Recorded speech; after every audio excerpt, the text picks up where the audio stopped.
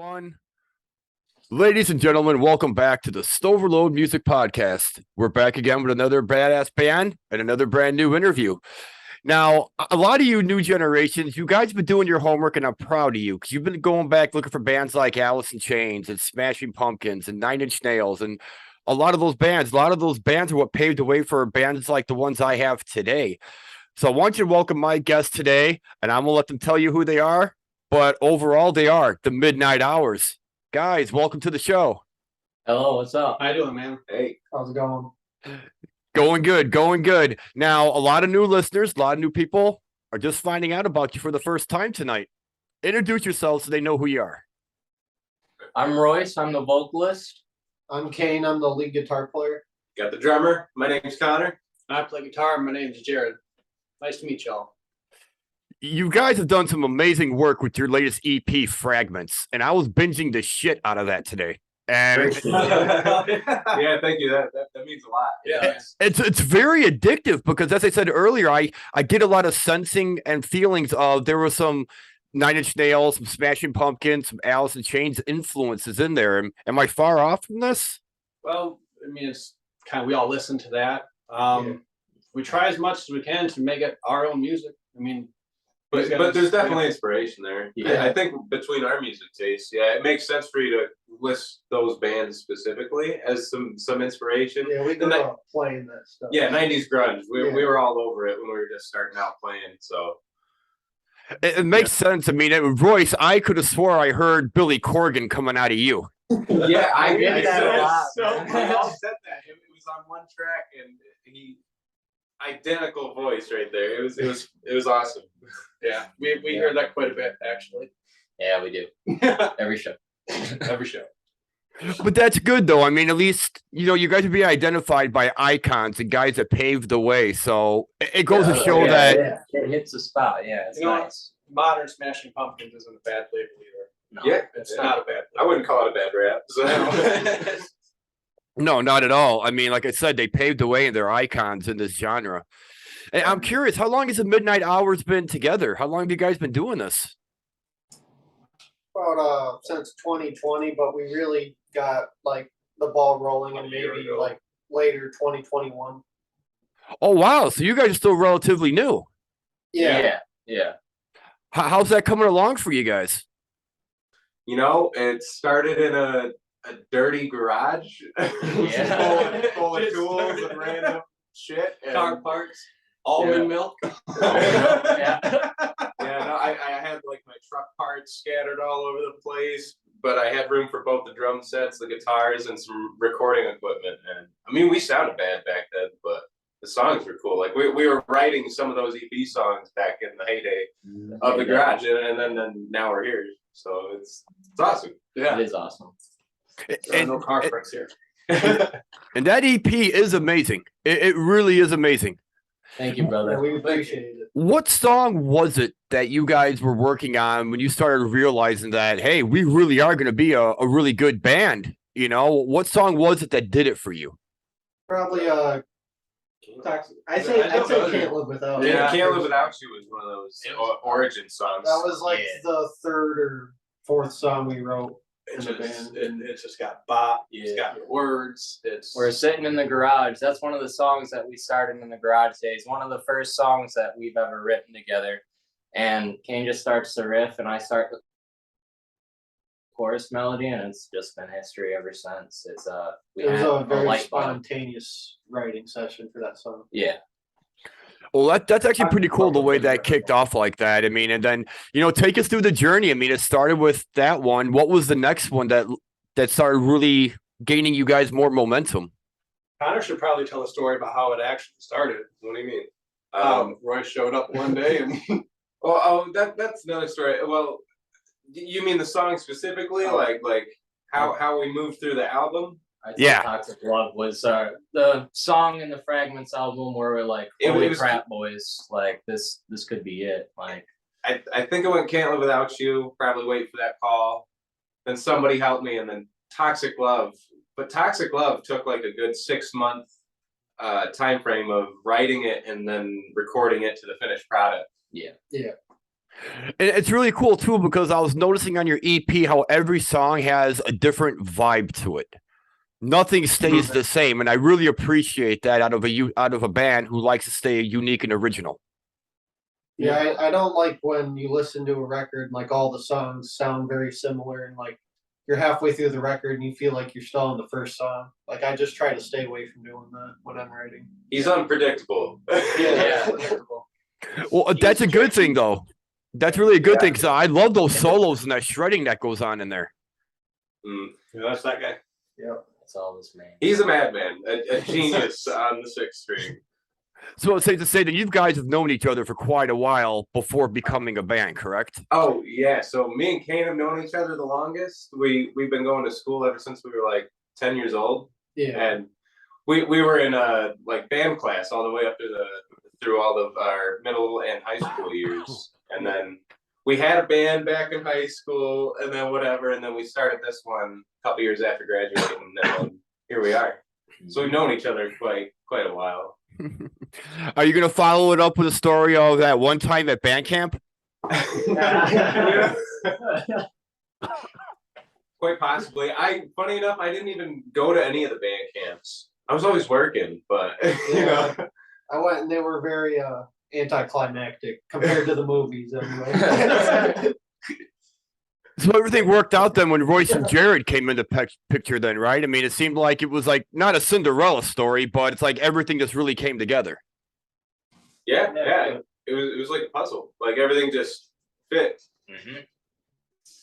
That's really cool. I mean, how did you know this was the line of music and the genre you wanted to be in? Did it take a while for you guys to find your sound, or did you just start jamming?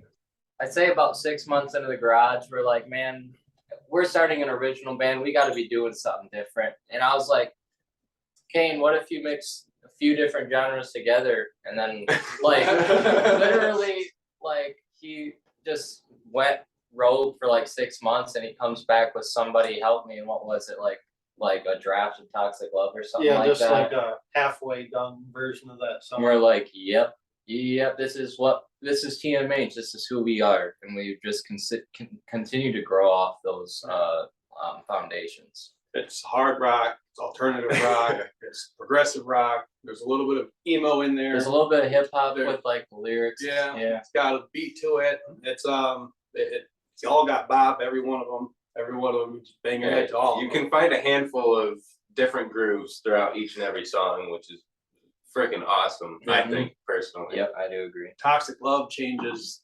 I mean, the song itself changes.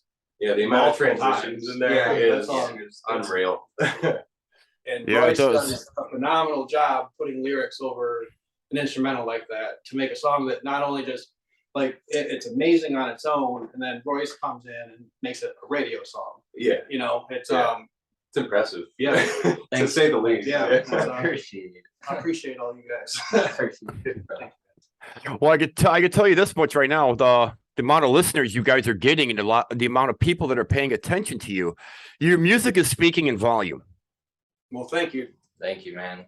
It's nice to see all this hard work is starting to gain like some sort of traction, so we can continue to keep working harder and harder and reaching our goals.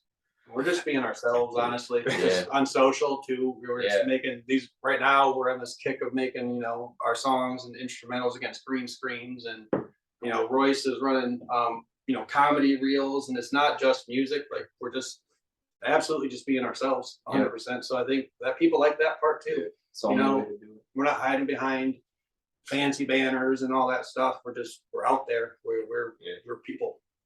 It's more than just music. Yeah, it's more than music. You're a band that somebody can relate with. Yeah. We're all friends. I'd like to say it really helps that we're friends. We like each other. That's not Can you imagine just not being friends with your bandmates? Right. The worst thing in the world. Yeah. Like these guys play jokes. Everyone plays jokes. It's pranks going on. Like, there's future pranks I'm sure no one knows about. It's I was walking through the door. Scares me a little bit saying it because he's got a little stare at me. Yeah. I was walking through the door today, and Kane was hiding around the corner trying to scare me. But for like the past week, he's been hiding around the corner every day. Same so I was spot. ready for it. I was ready for it. But I've got it like 10 times in a row, so like I just gotta go until it don't work. You know? See what he's doing though, he's getting you like Jim got Dwight with the sound. Yeah. So now you're gonna look there, but he ain't gonna be there. Oh boy. man. Now we're quoting The Office. Here we go. Yeah. Oh yeah. You can get deep, man. Yeah, I I did the office. Well, I got an interesting question that applies only to you guys because I think you're the first band I can ask this question to. You're still new. You've only been together for about 2 years as a band. How's it been on the journey? Because the music game has really, really changed compared to the way it was like years ago with all these streaming apps and social media and things like that.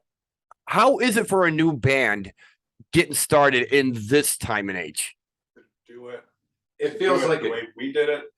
it feels like this jungle of like BS that you gotta like just learn on the way.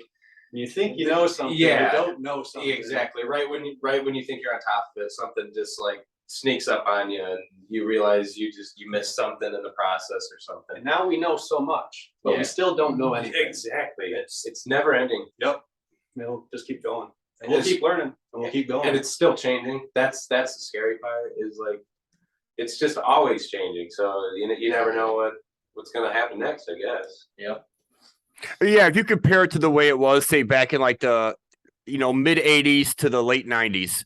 Yeah, You know, where the game- everything's physical, you're making the vinyl sales, CD sales. Flyers, door to door knocking. Yeah, exactly. All the word of mouth that could really, really make that physical draw. To do it, I mean, the fact that we have, honestly, there's a tripod here, there's lights over here, there's a thing holding a camera there, Right. and we can talk to you. Yeah, Where are you at right now?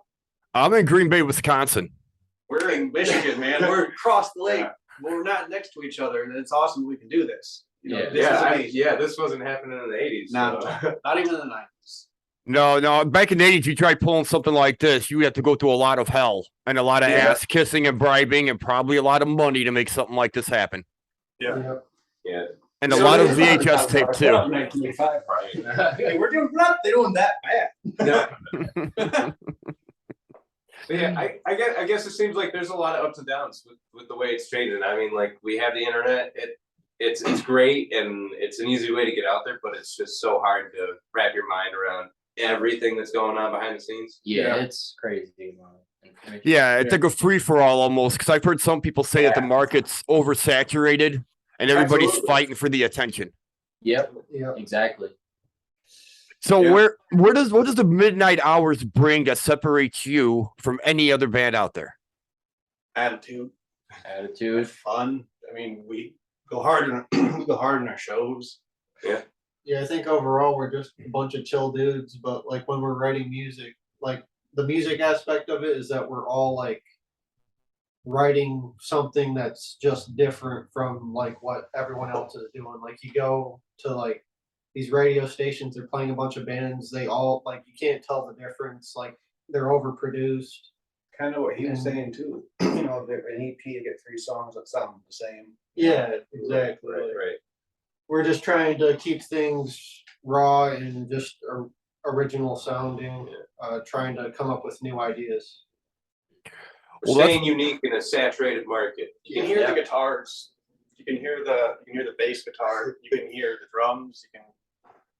Yeah, everything's got a unique part going on. We try to just not write, I guess some would call it cliche. Like we don't like to be cliche in the way we write music. We just Yep. try to keep it unique and always try to outdo ourselves every time we do something with a new song. That is I'm that way. Sorry. That's pretty cool. I'm curious with your fan base that you started building through this.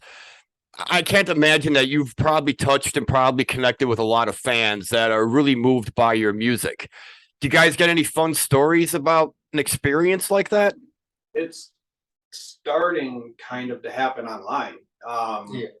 We've met a few people out and about. When we played with Scotty Austin from Saving Abel at the Diesel in Detroit, people asked for our autographs. That was weird. That was a cool one. That was a cool one. Yeah. Yep. So some gentleman had He was like collecting. he was collecting stuff, but he brought it from home. He printed us out like it was our logo. It was us. We didn't provide that for him. He brought it with him, Yeah. and he wanted us all to autograph that. That was a humbling thing because my autograph's not worth anything. I don't think right now. But he believes it might be someday, which Yeah. is incredible. Yeah. Not to mention, that's a couple hours away from home, so it's like somebody we don't even know. That's doing stranger. that. Yeah. See, that's pretty cool though about autographs because I don't think a lot of this generation really takes to those anymore. Unless they actually get to talk to them like we're doing now. But I remember growing up doing the 80s and 90s and all that, going to see my favorite bands. And anytime I saw a band, I didn't care who they are. I wanted their autograph. I got to see them live, you know what I mean? And if one day they happen to make it big, I got their autograph. So, hey, cool. That guy's gonna cash in on so many autographs one day. Let him go. He's I got hope that book full of them. I hope so. I hope he makes money on our autograph. I really do. Yeah, I really do. That would be amazing for him. Yeah. If we ever make it and he ever watches this, get a hold of us. I don't know your name. You know who you are, though. And we'll sign it again. Shout out to Scotty Ott from Saving Abel. It was a cool show. It was awesome to watch him perform, by the way. He's a great performer. Yeah. Very, very talented. There's a lot of cool bands there that night. Mhm. Interesting show. That was our first time at the Diesel, so it was cool to see a big venue around the state. And so it was a goal of ours, and so we accomplished that throughout the year, which is awesome, I think. We went from smaller shows and kind of moved our way up. So so it's picking up for you then. Shows are getting bigger. You're getting out there more. Yeah. And having fun. As far as a local band goes, I think we're not doing too bad as far as the live shows are. Yeah. No, this year we're trying to hope to move in more of the club scene, and just kind of take it that direction and then see where it goes from there. Well, you ever come to Green Bay, hit me up. I'll be front row and center. Mike, you tell people about us, man. We'll come to Green Bay, no problem. You talk about the Diesel and we talk about favorite spots that people would go to see their favorite local bands. And it seems like those things are fading out a little bit. I guess it depends on what state you're in, really. But where I live, we don't have a spot like that. Down in Chicago, where I grew up, we had the Metro, we had the Aragon Brawl Room, the Double Door. It was loaded, but it seems like those places they're just not sticking around long enough. I think we're spoiled. I think we're kind of spoiled where we are right here, because if you go a mile down the road here, you got a small little club called Rebels, and it is like one of the last music spots around here anyways. Right. And it's only a mile down the road, and they let us play there. Then again, you got Saginaw, you got the Vault, Bay City. There was BMO's and what is it? The Hamilton Street pubs. So it just seems like there are a lot of spots around here to catch these local bands, and it seems like there is a bigger scene than Michigan's we were hot. led on to believe. Michigan's hot at the moment. Yeah. Michigan's hot at the moment. There's a lot of good bands around. Mm-hmm. It's not just us. There are a lot of good bands around. Yeah. For sure. Yeah, there's a wonderful world of music out there, fans. As I keep telling you, don't just believe that what you hear on the radio is all there is. There is a big, wide world of wonderful music out there, the midnight hours being one of them. I'm definitely one of them people in my lifetime. You know what I mean? To just listen to just radio songs and stuff like that. And it's a vibrant culture. And if you really look for it, and Mike, you do a great job of pulling it out, man. You're trying. That's true. You really are. That's your goal here. Thank you for taking a chance and putting us on your camera. It's a vibrant culture. Go find a local band and listen to them. Yeah, everybody out there needs to go see some live shows and check out some local bands. Spotify. Spotify. Just find too. out the name of the local bands. Yeah, grab a flyer and just go to Spotify. Doesn't do it justice though. Live gigs, local bands, live that's way shows. better though. That's way better. But let me interject just on a side note, fans. These tools like streaming apps and YouTube and social media, they're cool, they're great. They give you some inside scoops. You can check out their work, but nothing is better than going to their show and experience it live by yourself or with your friends. 100%, man. I'm corrected on that. I wasn't trying to say that at all. There's no doubt about it. Always got to make sure they understand. These are supposed to be things to entice you to go see them live, Yeah, come out to the show. Come out to the shows. Come out to the shows. Come out to the shows. Find the bands you love and go out to the shows. Yeah. And you never know what kind of stories you'll walk away from, fans. You go to a concert, you'll walk away with some unique stories you wouldn't find anywhere else. And you never really would have expected it or would have known it was going to happen unless you went. Yeah, and that's where bands start. Bands start there. They do. They start there. You know, I don't know any bands that just hopped off and started playing stadium shows. Yeah, no kidding. You get to meet people that way too. Gotta start somewhere. Yep. Yeah, everything has a starting point, fans. It's up to you to find it. Well, guys, we're at a point in the show right now. We do a little something called The Floor is Yours. And I leave this time open to all my guests if they want to send a special message out to new listeners, their current listeners, or anybody that's watching. What would you like to tell them? Okay, what do you want to say? Cue Jeopardy theme song.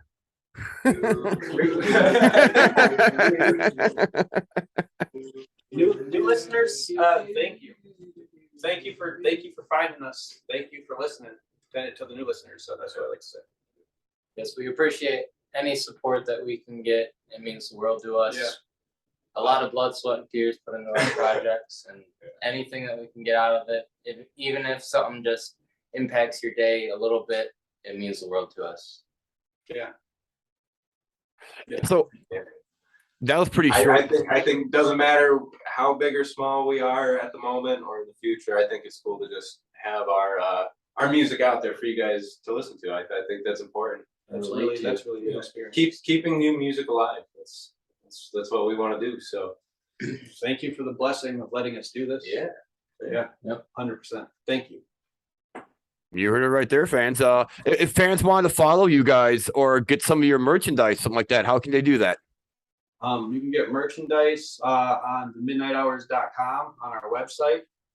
We are on all the social medias, Facebook, Instagram, TikTok, YouTube. We got YouTube going. We're doing YouTube shorts also.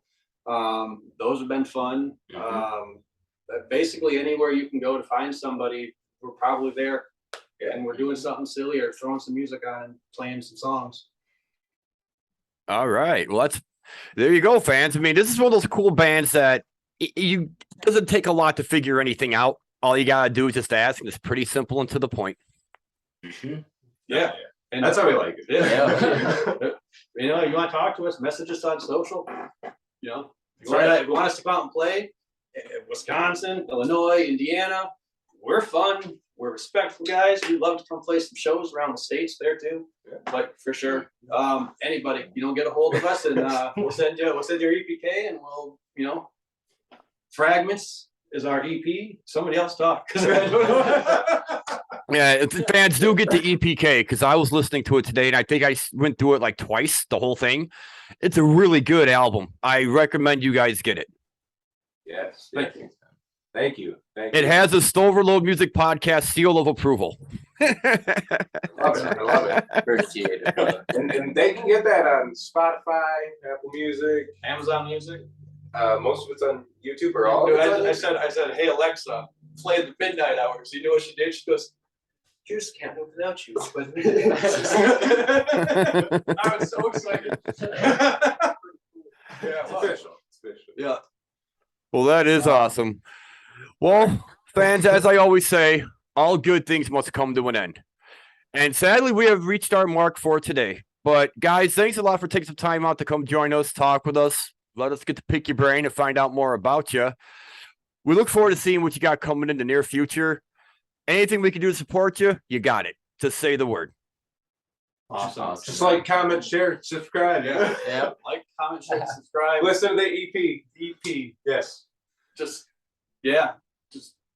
thank you very much. Yeah, thanks for having us, Mike. It's been awesome. We appreciate it. You're quite welcome, guys. And fans, I already told you how to find them. Go get that EPK. Check them out. Right. Follow them. Give them your support. Because believe me, as much as you love their music or like it, they give it right back just by being able to give you the music. So it's a good give and take regardless. Till then, fans, this is all the time we got today for the Midnight Hours. We will be back soon. Until then, I'm your host, Mike Stover, and we're out. Peace out, everyone.